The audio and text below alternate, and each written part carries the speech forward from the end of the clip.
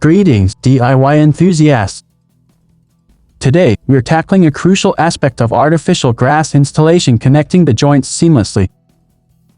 Join us as we walk you through the steps to achieve that flawless look for your artificial grass project. Let's dive into the world of connecting artificial grass joints. Step 1. Clean and trim edges. Before connecting the joints, ensure the edges are clean and straight. Trim any excess fibers and make sure the edges fit snugly together, leaving no gaps. Step 2. Lay joining tape.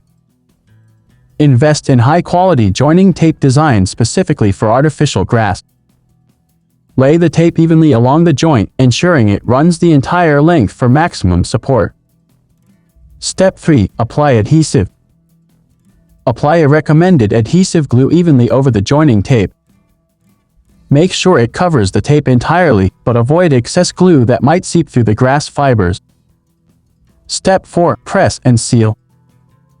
Carefully fold back the edges of both sections and firmly press them onto the adhesive-coated tape. Use a roller to ensure a strong bond and eliminate air pockets. Step 5. Allow drying and blending. Allow ample time for the adhesive to dry completely. This step is crucial for a secure joint. Follow manufacturer recommendations for drying time before putting any weight or traffic on the joint area. There you have it, a comprehensive guide to connecting artificial grass joints seamlessly. Thanks for joining us on this journey to create a flawless artificial grass installation.